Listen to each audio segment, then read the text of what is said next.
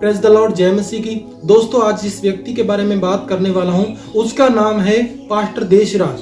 वो हरियाणा के हिसार में पास्टर देशराज मिनिस्ट्री के नाम से कलीसिया चलाता है और उसकी कलीसिया के जो प्रचार करने का तरीका है, पर कलीसिया में प्रचार करने का तरीका है वो मैं आपको दिखाने वाला हूं कि बाइबल की बातों को, बाइबल की जो कहानियां हैं, जो बाइबल में लिखी हुई बातें हैं, उसके वचनों को कैसे वो तोड़ मोड़ के पेश करता है। अब बहुत सारे लोग यहाँ पर कहने आ जाएंगे कि बलविंदर भाई तेरे को क्या है, तू क्यों ऐसी वीडियो बना रहा है, क्यों ऐसे लोगों के पीछे पड़ गया है। अब मैं बताना चाहता हूँ आपको, जब प्रभु ने पतरस को कहा कि मेरी भेड़ों की रखवाली कर, मेरी भेड़ों को चरा, और पौलुस को जब कहा कि ये मेरा चुना हुआ पात्र है, जब पौलुस खुद कहते हैं कि मैं जानता हूं कि मेरे जाने के बाद बहुत सारे ऐसे लोग आएंगे जो चेलों को भी अपने पीछे हो लेने के लिए टेढ़ी मेढ़ी बातें कहेंगे, और प्रभु ने जब कहा तो मैं ये कहना चाहता हूं कि किसी ना किसी को तो पौलुस बनना पड़ेगा, किसी ना किसी को तो पतरस बनना पड़ेगा, किसी ना किसी को तो याकूब बनना पड़ेगा। याद है आपको याकूब 5:11 क्या कहता है कि अंधकार के निष्फल कामों में सहभागी ना हो बल्कि उन पर उलाहना दे। इंग्लिश बाइबल जो न्यू लिविंग ट्रांसलेट है वो कहता है, मैं पढ़ के दिखाना चाहता हूं आपको यहां पर, take no part in the worthless deeds of evil and darkness, instead expose them. वचन कहता है एक्सपोज देम, उनको एक्सपोज कर। अब मैं इसलिए इस व्यक्ति के विषय में वीडियो बना रहा हूं और ऐसे ऐसे व्यक्तियों के विषय में आने वाले समय में वीडियो बीच बीच में लाता रहूंगा, क्योंकि ऐसे व्यक्ति प्रभु की देह को खराब कर रहे हैं, प्रभु की कलीसिया को, प्रभु के झुंड को उजाड़ रहे हैं, उसे फाड़ रहे हैं।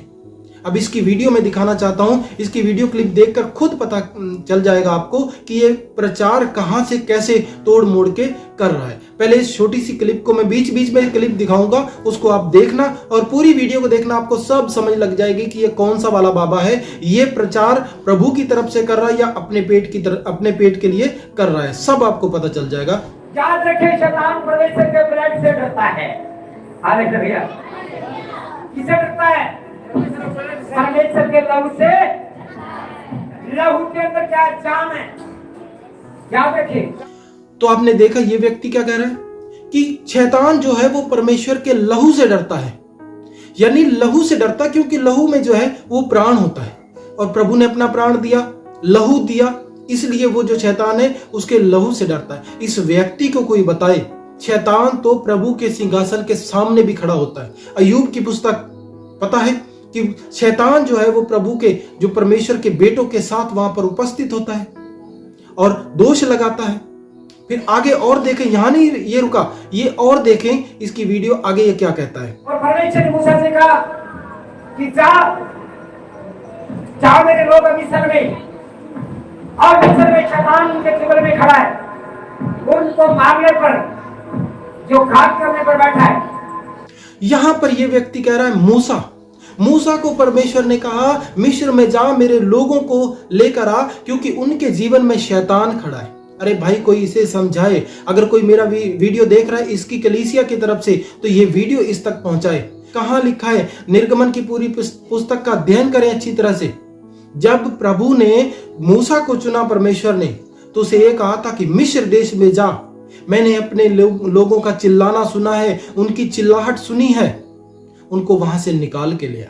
और अभी और आगे सुने ये क्या कहता है। और जैसे परमेश्वर ने मूसा से बात किया कि जाओ अपने घर में, अपने परिवार में एक एक भेड़ चढ़ाएं, और जो पहलोठे की भेड़ चढ़ाएगा, जिसके घर पर पहलोठे का लहू लगा होगा, आपको याद रखना है, मैं उस घर के आगे रखवाला बन जाऊंगा। क्या बन जाऊंगा? सारे बोलो, क्या बन जाएंगे? यीशु ने कहा, मैं क्या बन जाऊंगा?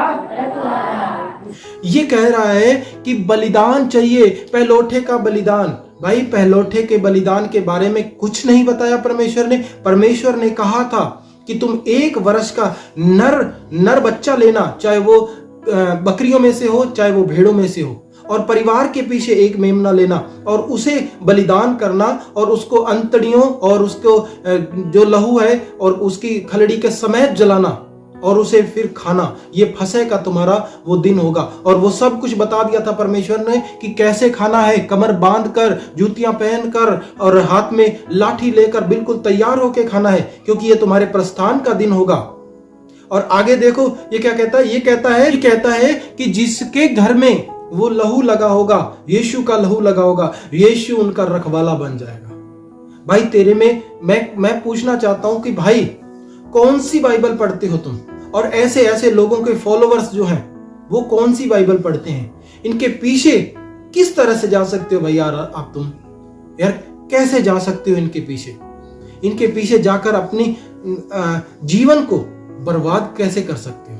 अभी एक और छोटी सी क्लिप में दिखाना चाहता हूं कि ये परमेश्वर के यानी कि ये लहू के बारे में क्या कह रहा है। इसके जो मेज पर बोतल रखी है, अभी बोतल उठा के ये क्या कहेगा, परमेश्वर का लहू में आज से आपको याद रखना है, आप इसको तेल बोलोगे तो तेल बन जाएगा।